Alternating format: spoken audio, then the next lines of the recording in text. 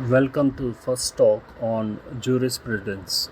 So let's get started with today's talk. So jurisprudence. So actually the word is a combination of two words. One is juris. So the word juris means law. Now in the word jurisprudence, if juris happens to be the law, the other word prudence means knowledge. So put together, jurisprudence means knowledge of law. Okay. Now jurisprudence is in a way a very important subject.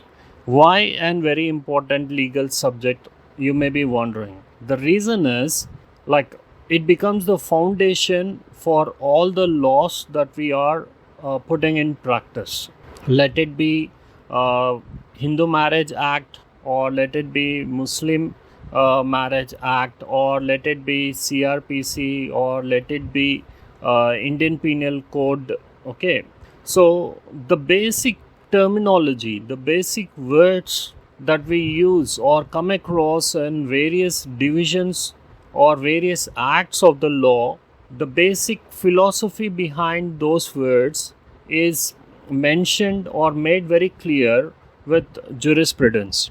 So, a thorough understanding of jurisprudence gives us better inputs or expands our knowledge horizons to not only understand but apply our knowledge in various areas. So, in short, jurisprudence is the knowledge of law. Which type of law? It gives a basic philosophy behind different terminologies we come across in the law. Okay, so that when our basic understanding behind those words is clear, then we can apply the application of acts in the judicial system. So jurisprudence is knowledge of law. So let us move further and see the definition of jurisprudence given by different legal experts or jurists. The first definition is of Salmond. Salmond says jurisprudence is the science of first principles of civil law. So he gave importance to principles. Okay, and in his words, he basically talks about legal exposition, legal history, and science of legislation. So, Solomon talks about jurisdiction, or in the words of in the words of Solomon, it is a science of first principles that are built on three entities. So, what are the three entities? First one is legal exposition. Exposition, that is a form of expounding. Expounding means exploring, trying to find out, okay, all the ins and outs, all the mechanism of the legal system. Okay, so the first step or the first one is legal exposition, means trying to explore all the possibilities, trying to understand the working of the legal system. And second one is legal history. Legal history in the sense, here will be focusing on the different transitions, the different changes that have been brought over a period of time. Okay, so there are many laws that have come into existence. So how did these laws come into existence? And there are many laws or sections that are being amended from time to time. So when a section comes into existence, when an act comes to an existence, it is historical.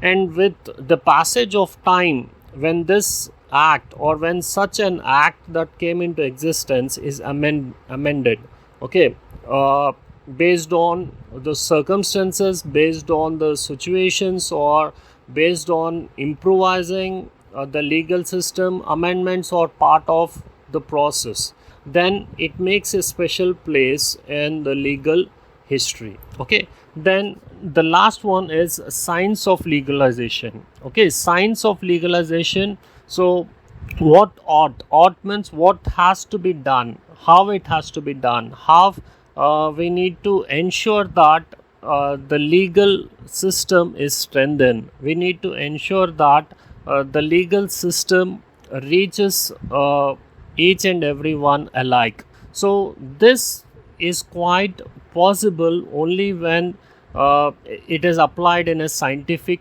way.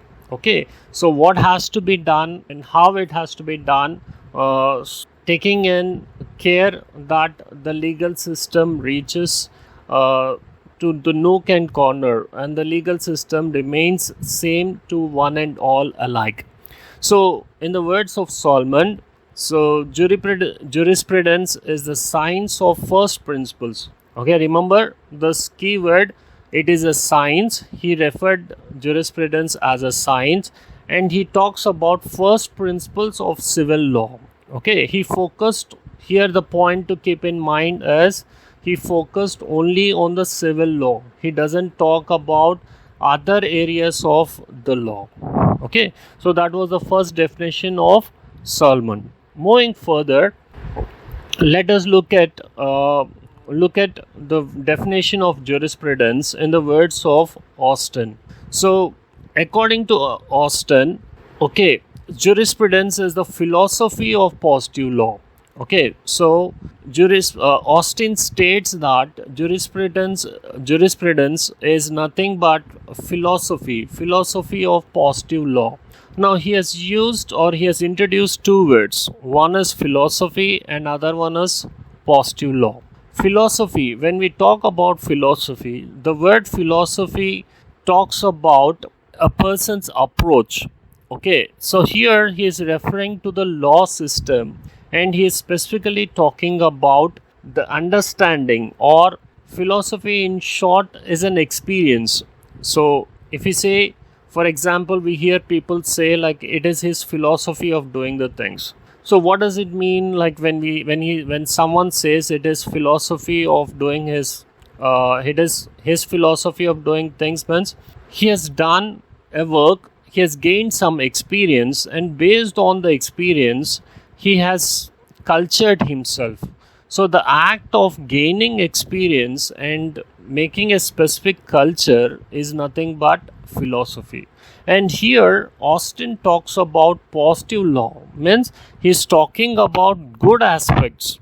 Okay, now good aspects in the sense, here he is pointing towards anything that is going to improvise, anything that is going to help improve the living conditions of the people, anything that ensures that trust factor increases, anything that ensures that everyone gets legal rights. Okay, so he was, in a way we can say, he was careful enough to make it a new dimension to jurisprudence, making it as a philosophy of the positive law. Okay, so law is a command issued by the sovereign. Sovereign is an uniformed body, okay, a centralized body. Okay, now you have a system. Okay, now without a system you cannot manage the people. Okay, like for example, you have the court gives a judgment. Okay, now who will see that whatever the judgment is given, whatever the verdict that is given by the court is being implemented? So it will be implemented, or it will be further endorsed to the next department, like for example the police department. So whatever the verdict that has been given, so the duty to see that the verdict is fulfilled now is on the shoulders of the police department. So here, so law is a command issued by the sovereign. Okay, prescribes a course of conduct to its subject. Okay, prescribes in the sense lays before or clearly states a course. Course here is an approach. Okay, how to do what has to be done. Okay, who has to do what. Course of conduct to its subjects in the sense, so if some person goes to a court, or if some person approaches a court, Now, what will the court do after careful examination? The jurist will give his valuable verdict. Now, whatever the verdict that is given by the jurist, okay, is a prescription, is the final binding which has to be abide by the subjects. Okay, so once a judgment is given, it becomes an binding. Okay, the subjects cannot deny it. Okay, so they have to adhere, they have to follow the binding. Okay, it is backed by sanction. Here the word sanction means, so it has to be like, now when you have a verdict, so verdict will talk about two things. Okay, it talks about a relief, or it also talks about the other aspect. Okay, like if it is not done, what will be the punishment available. So it talks about both. It gives you the two options. One option that will be in favor of, and the second one is, if the first option is not taken into consideration, then the subject should also be ready to face the consequences. Okay. Next, the definition comes from Holland. So according to Holland, jurisprudence is the formal science of positive law. Austin refers it as a philosophy of positive law, but Holland changes the word philosophy to formal science. Okay, so formal science, in the sense, here he is referring to, the word formal is referring to something that is of higher degree and which is flawless, which can be equally welcomed, okay, and which is righteous for all the people. Okay, and it is a science, means it is not just based on unscientific methods, it's purely framed on scientific rules of positive law. So one thing common between Austin and Holland is the usage of the word positive law, wherein Austin referred it as a philosophy of positive law, and Holland refers it as a formal science of positive law. Okay, now here, according to Holland, it deals with human relations. Okay, now basically, what does a legal system do? It tries to solve the issues or conflicts between two parties, isn't it? When will a person approach a court? When there is a difference of opinion. Okay, when they are not able to agree, or when they are not able to come to an understanding, to resolve their issue, to resolve their conflict, so they approach a court for justice. So in the words of Holland, it deals with human relations. Okay, now when it deals with human relations, so it has to be based on the rules. Okay, and this governed by the rules of the law. Okay, so the rules have to be framed. Okay, the legal system has to follow a certain rules, so that provide equal justice to all the people. Okay, so governed by rules of law. Now let's move on a little further, and let us see this very important topic, Volksgeist. Volksgeist is one of the questions, very important questions, that has been repeated many times in the previous year question papers. I have noticed this topic being asked many times, and the chances are very high that definitely we will also come across this topic in the exam. So please do spend some time to understand this topic. It is a very, very important topic. So I would say more than 90% there are chances that we may most likely get this topic in the exam. Okay, now the topic is of Volksgeist. So obviously the word itself tells us that this is not an English word. It is a word that is derived from Germany. Now we can break up these words into two parts. That is volks. Okay, volks, volks. The word the German word volks mean common people. Okay, mean the word volks mean people, and the other word is just. Okay, so they also use this word as das Volks, das Volks, volks. Das Volks means common people. Okay, and just the word just means common will. So in short, the word means common will of people. Okay, and this had become very famous in the later years, and it was also known as historical school of law. And the founder, or the person, the mind behind the jurist, well-known jurist, popular jurist behind this theory is Friedrich Karl von Savigny. It is a theory of Savigny. Okay, in short, Volksgeist is nothing but spirit of people. It talks about conscience. So conscience is the inner being. Okay, the inner voice which may not be seen externally, but it is this inner voice that brings or is responsible for our character. Okay, character of a person. So it is the inner voice. It is this inner voice. It is this conscience which is given more importance. Okay, and it is also called as historical school of law. Now let us look at some of the key aspects of Savigny.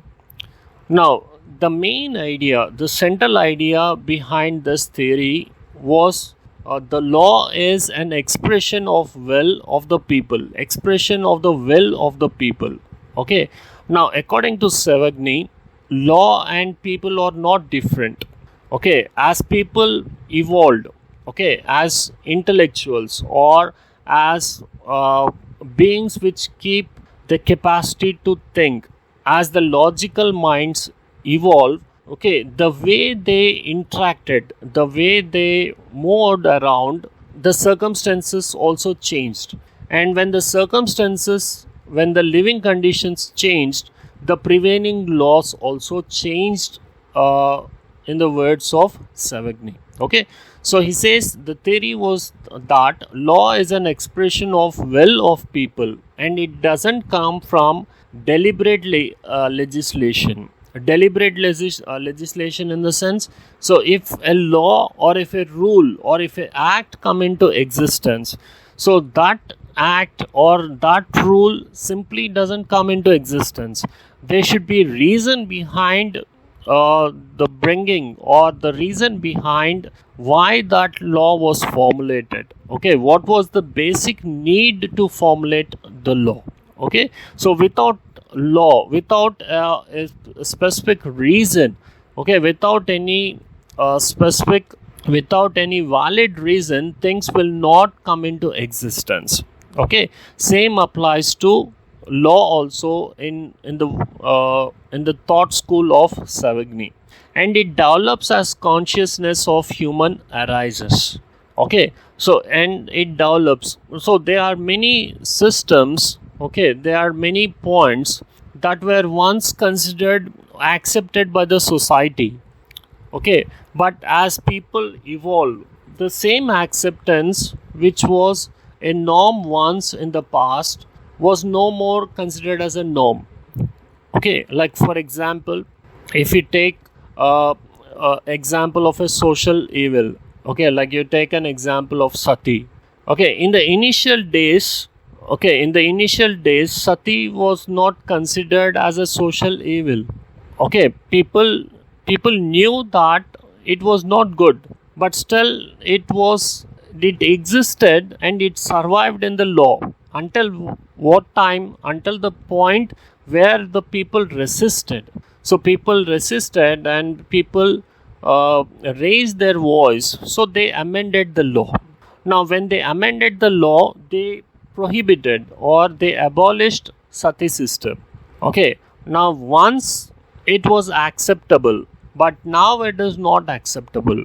So now what has happened, as people have evolved, their thought process has changed. When their thought process has changed, okay, the law system or the legal system also has changed or has been amended. So in short, it means that a thing that was once acceptable may not be necessarily acceptable in the near future.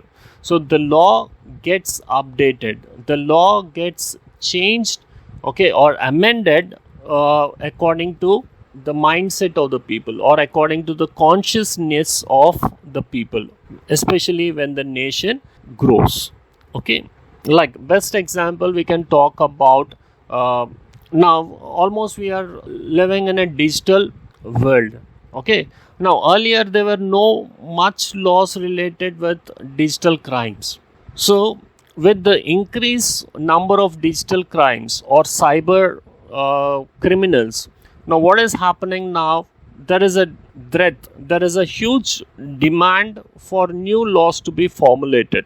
So there was no a legal system related to cyber security or cyber laws once, but the present situation demands, now keeping the present situation of digitalization or to keep a check on cyber crimes, it has become an need of the hour to develop a system where cyber crime is being checked. Okay, so that's the main point. A legal system of a nation is mainly influenced by the historical culture and tradition of the people, and its growth was located in their acceptance. Now, we talked about the formation of legal system. Now, the legal system mainly is based on two aspects. So, what are the two aspects? One is culture and other one is tradition.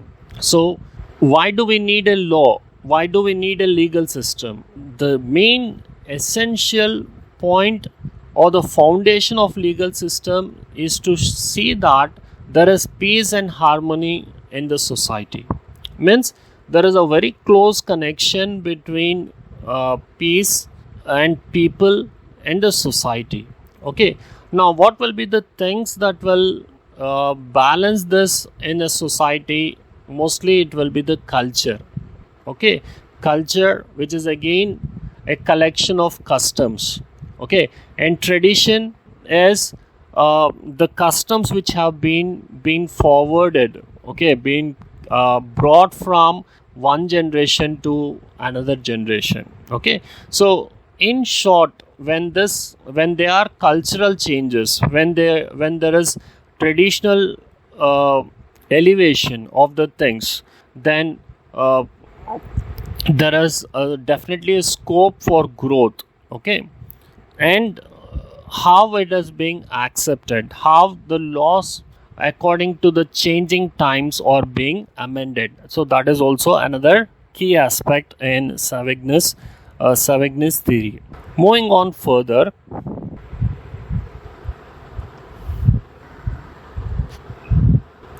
let us look at characteristics of Volksgeist. So first one is law prevails basically in a society. So what does it mean? Law prevails basically in a society. So what is a society? Society is a place where a group of people share the resources and form norms, basic rules to live a happy living. Now, without rules, you cannot control a group. So, wherever there is a society, okay, there need to be a legal system. There need to be a set of rules. Okay, and without this rules, it's very difficult to manage or to flourish in a society. So, law prevails basically in society. It is the main element, or it is the prime element of a society. Then law develops like a language. So law develops like a language. What does it mean? So like if we take an example of a language, So there are many words, there are many structures, there are many things that happen in a language. Okay, so with the passage of time, a language improves. Why language improves to meet the conditions or to meet the demands of the people living in that particular place. Same way, when the people progress in a society, law also develops. So here, Savagny compares law to that of a language. So he says, as the language has evolved over the years, same manner law also develops in a society, or law also develops in a community. And further he says, law is continuous and regular process. Continuous in the sense, law is not static, but rather law is dynamic. So how it is dynamic? Whenever there is a major incident, okay, whenever there is something happening in the society, so to meet the circumstances, okay, like the best example is, law or the legal system is never fixed. Okay, it is not rigid, but rather it is more flexible in the sense, there are provisions in the legal system to amend, to bring in modifications, to bring in changes. So whenever there is a demand, okay, so whenever there is a need, okay, so a law can be amended. So a law that was good once may be made better based on the circumstances, based on the needs of the society. And it is not a one time process. Okay, it may happen several times. So it is a regular process. So, and he was against the codification of the law. So Savagny was not in favor of the law system. Okay, and so he was not in favor, or he was not in he was not in favor of codification. Means he was not with the thought of that law has to be written down. Okay, so in his words, the development of law should be based on historical knowledge and not orbital legalization. So he was not of the opinion that it should be codified, but rather here we can say he has expressed his view. Maybe he put forward that if it is codified, we are trying to restrict the law. So in his words, he was a little liberal in the state, or liberal in the thought process that there should be sufficient provisions to bring changes in the legal system. So he was not completely open for the thought of codification of law. Okay, so next, law initial development is natural and later developed by jurists. So he firmly hold the thought that in the early stages the law developed naturally, means it was spontaneously, so there was no intervention. Okay, it happened on its own, to the keeping in or trying to reach the internal needs of the people. Okay, and second one, he talks about it tried to reach when it reached a certain level. Okay, when it reached its optimum level, certain level of optimum level of civilization, then different kinds of national activity developed the law accordingly. So the different activities, so who have played a major role here? Jurists have played a major role. Okay, now say for example there is a problem. So in the initial stages of the problem, there may not be many rules framed. Okay, there may be primarily few rules framed to take the situation in control.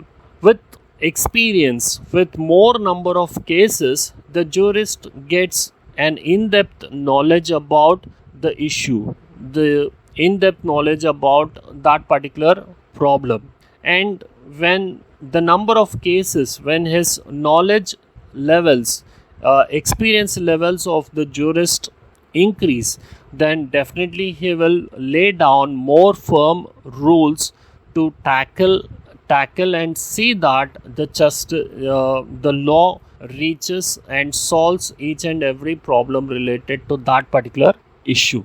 So in short, law was initially developed in a natural environment, and it was further taken ahead with the efforts of the jurist.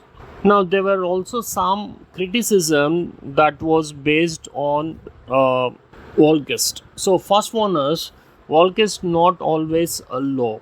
Okay, so this is like, now in the words of Savigny, so he says that Volksgeist is a system that has gradually emerged from the society, and as the society changes, the law also changes. But it may not be true in all the cases, as one of the renowned jurist Dias says that many institutions like slavery have originated not in Volksgeist but in the convenience of a ruling oligarchy. Okay, so he says, like, he puts forward an example of slavery. So slavery, as we all know, is something that was very painful. So ill treatment of a particular set of people based on their community or based on their skin color, okay, that was not something that was not acceptable. Okay, so if it is acceptable in the society, then the slavery or the law should have been amended, but somehow the law related to slavery was not amended in the initial years. Okay, so next criticism was related to lack of clarity on Volks and Just.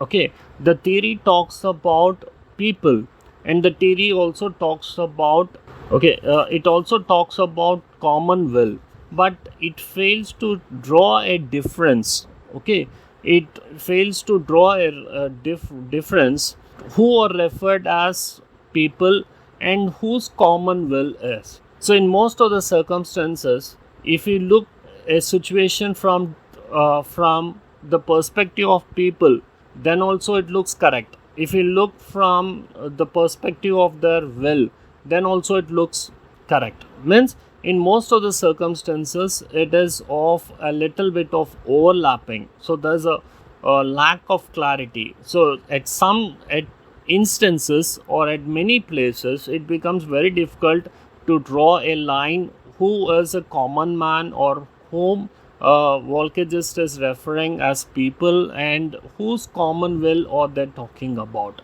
So lack of clarity was also highlighted by many jurists when they talk about Volksgeist. Okay, inconsistency of the theory. Now, what does inconsistency here mean? Okay, so inconsistency. Okay, so like in some cases, he emphasized the legal character of law. There is one instance where Savigny stressed more on legal character of the law, and on the other hand, he recommended the method of Roman law to be adopted for current conditions. So basically, he talked about law being emerged in a place. Like, for example, he should have talked more about evolution of legal system in Germany. Okay, so apart from his emphasis on evolution of legal system in Germany, he also simultaneously lays for more focus on the Roman laws. Okay, or his intention or his inclination towards Roman law that have been adopted to handle the current conditions or situations created an inconsistency of his theory.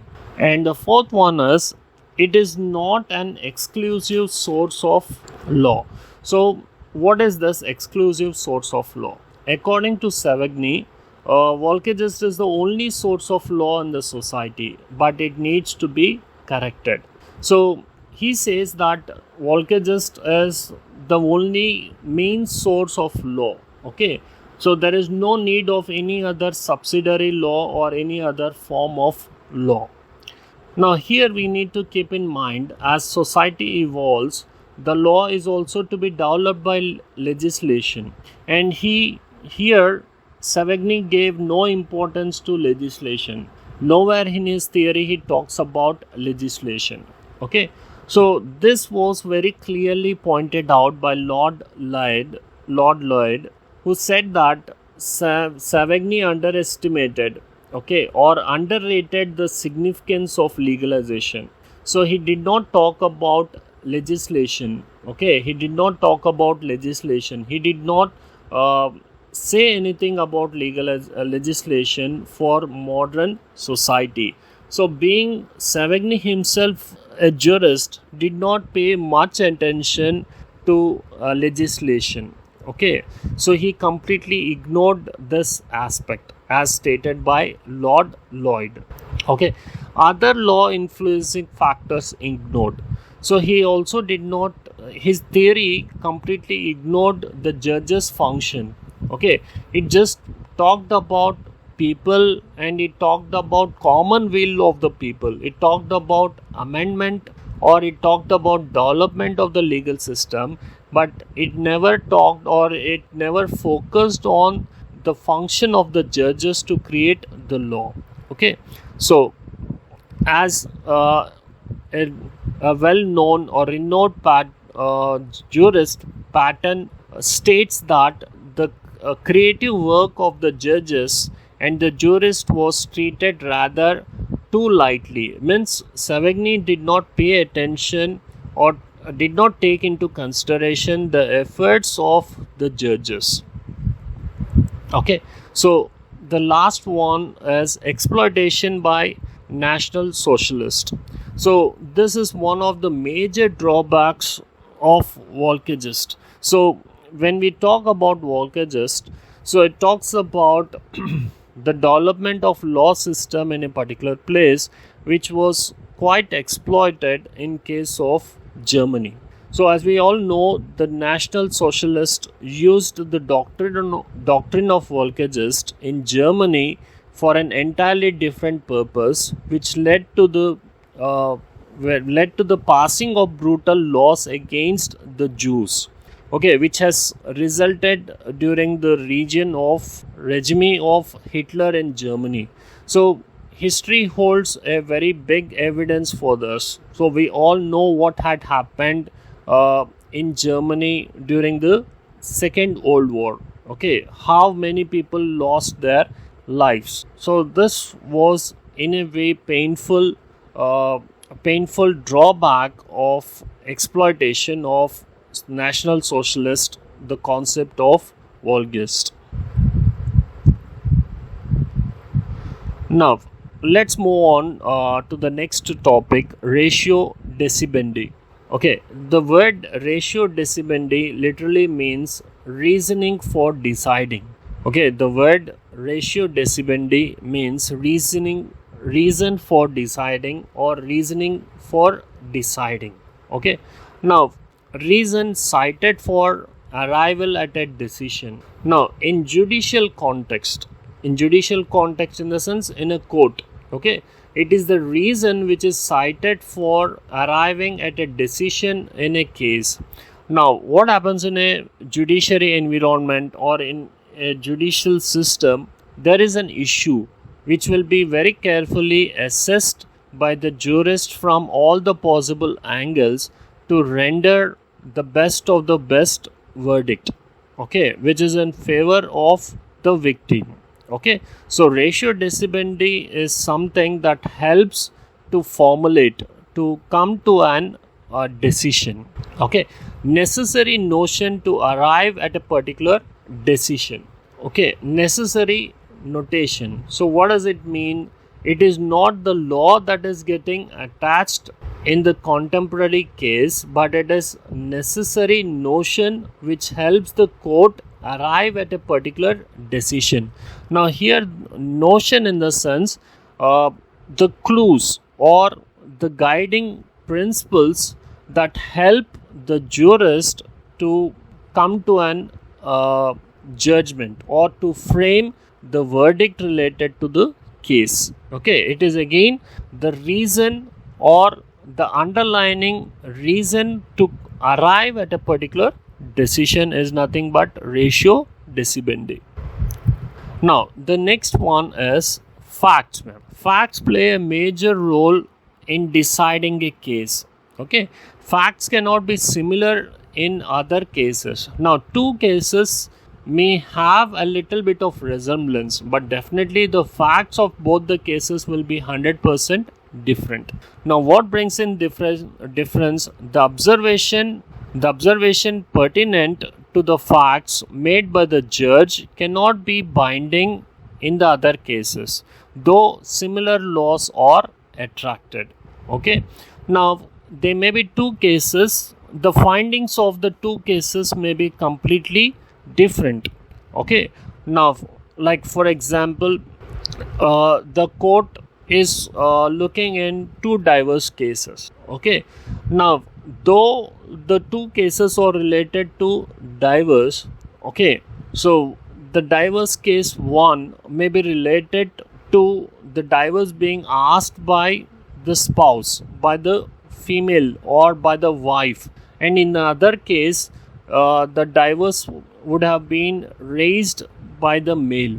Okay, now both the cases are related with divorce, but the facts related to the both the cases are different. So when the facts are different, the end result or the end ratio decidendi of both the cases obviously will be different. It will never be the same.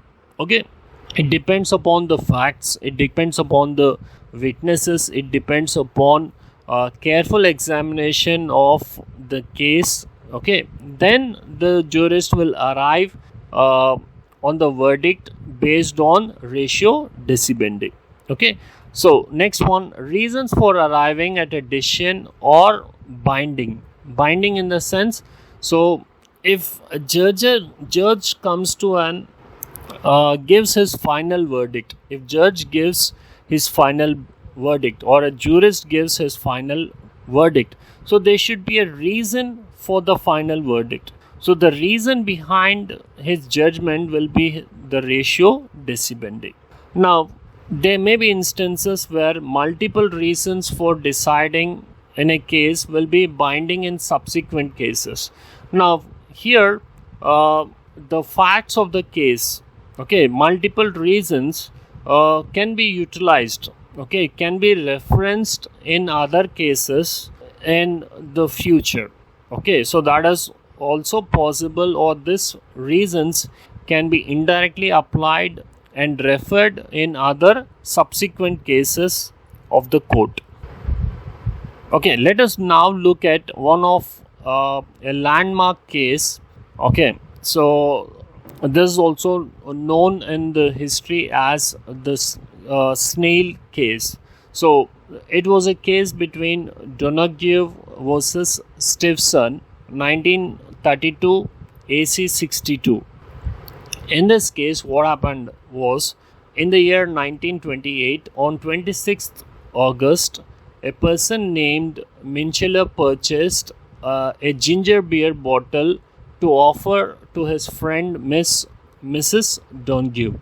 So when he offered this, so the bottle that was purchased was opaque in the sense it was not transparent. It was difficult to see the contents of the bottle. Okay, so he purchased a bottle of beer and offered it to his friend. Okay, now when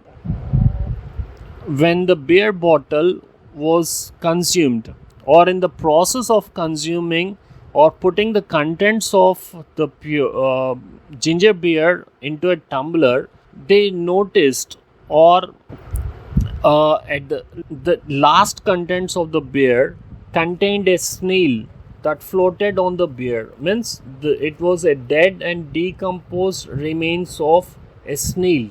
Now, the very sight of the snail itself was disturbing, and it caused severe gastroenteritis, so stomach disorder to the appellant. And obviously, when you expect a noxious thing in the drink, obviously will be upset. So the appellant had moved to the court. Now, initially the case was squashed. So the case was not taken very seriously, because in those days, so it was a different scenario. So the contract did not purely exist between or there were no discussions about the safety measures. So initially the the case was squashed. Later on, the same case was presented in House of Lords. Okay, the House of Lords gave a verdict that respondent breached the duty of care by negligence. So it is here in the House of Lords that they recognized that it was manufacturer's responsibility to check that the end good was reaching the consumer as in the expected and promised manner. And other thing that they highlighted was that there was no provision to check the contents of the bottle because the bottle was opaque. So the principle of res ipsa loquitur was applicable. Okay, so here they applied the rule like as the things speak about themselves. So this maxim was applicable in this case. The court gave the verdict that the manufacturer owed her a duty to take care that the bottle was noxious content free. So the court gave a verdict that it was manufacturer's responsibility to give its customer a product which is safe in all the aspects. So a manufacturer cannot escape from this. So it became in short, this case has formulated the principle in leading authority in all consumer cases. So this this was the first case which is still quoted in most of the cases wherever there is a consumer violation.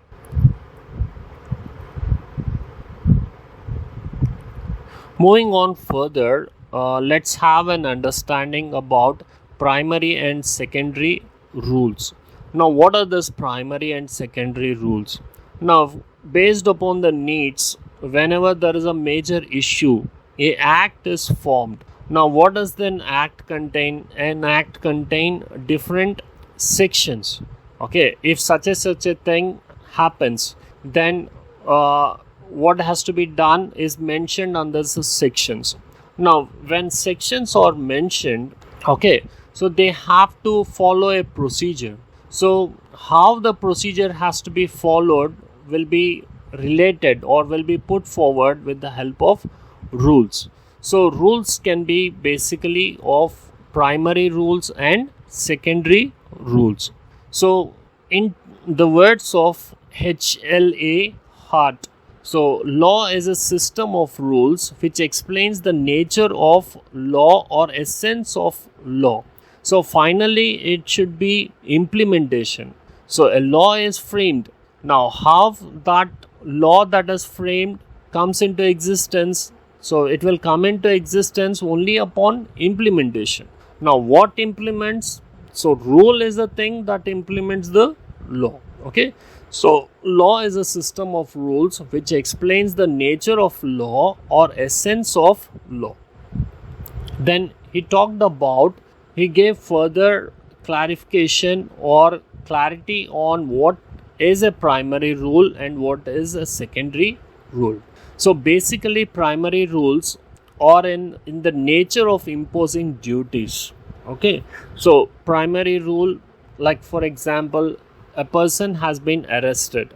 So what does the primary rule say? The primary rule states that he has to be presented before the magistrate before 24 hours. So here it becomes an imposing duty, it becomes an imposing rule. So primary rules are in nature of imposing duties, okay, so which cannot be escaped. So secondary rules are in the nature of conferring power, okay, like for example, we have a primary rule. Like for example, again let us take the example of submitting an accused before the court in 24 hours. So submitting an accused in the court or before the judge before 24 hours. So for presenting the accused, he has to be arrested.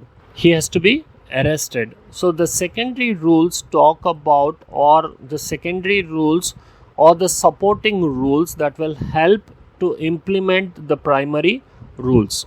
Okay, secondary rules are in the nature of conferring power. Okay, so they give sufficient power so that the primary rule is materialized.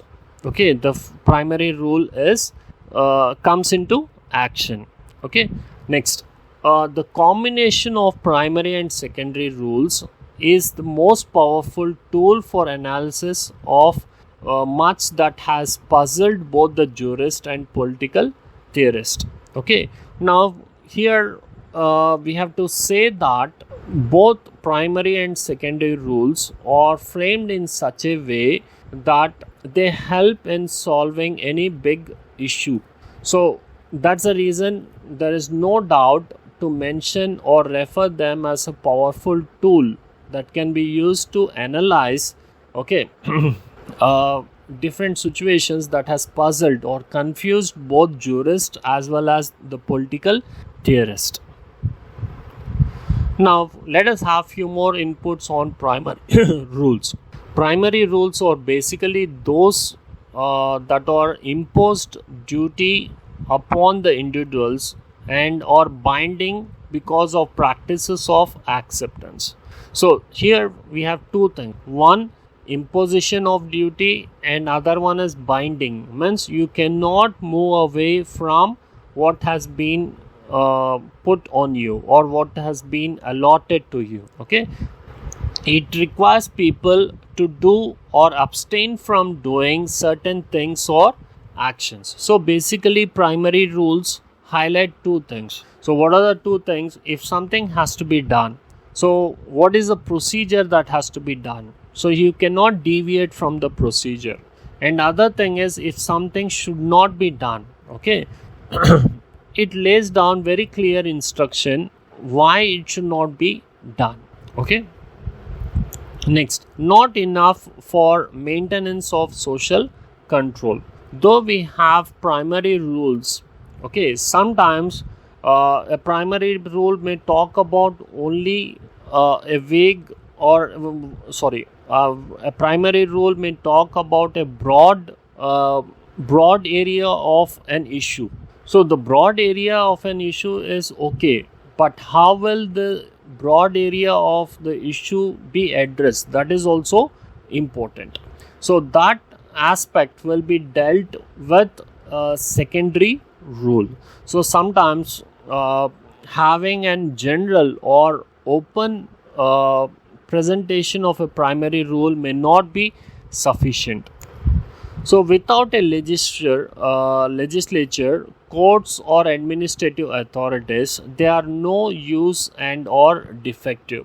Now if so, for a primary rule to be implemented, there should be a compulsory establishment, or there is a desperate need for a legislature or for an established system of courts and administrative authorities. So if this legislature, courts or administrative authorities don't exist, then the existence of primary rules may not be of much help.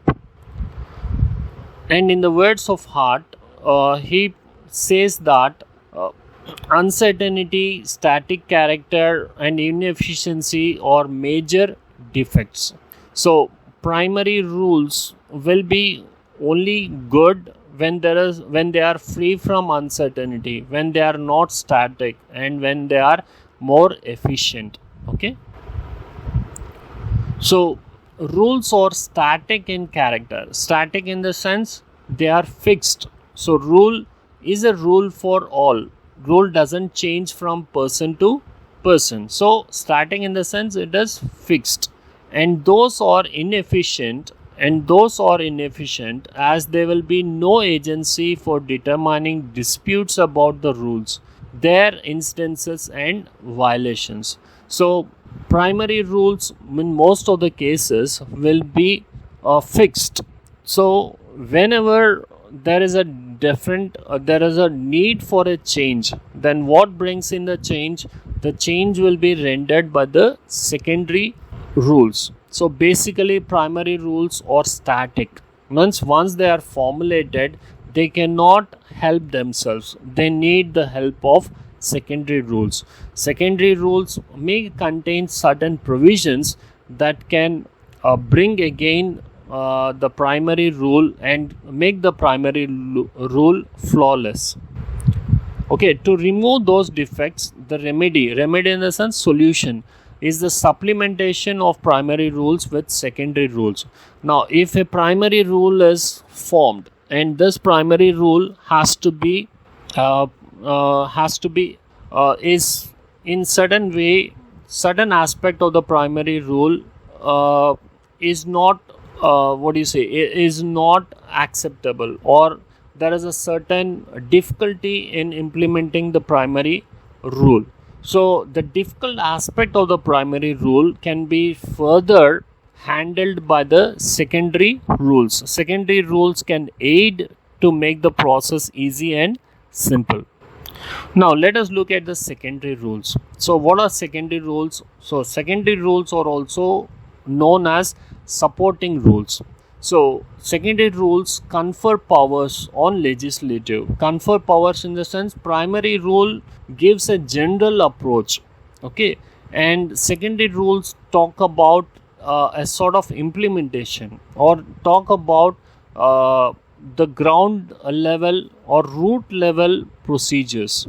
So confer powers on legislative and other agencies of state to enable the legislature to change or add or modify and judge to determine when the rules have been broken. So secondary rules are an additional provision. So wherever a judge sees that certain aspect of the primary rule is defective, then the judge will take the secondary rule as an tool to amend, to bring a change and modify the primary rule, or at least he creates a provision to alter the primary rule.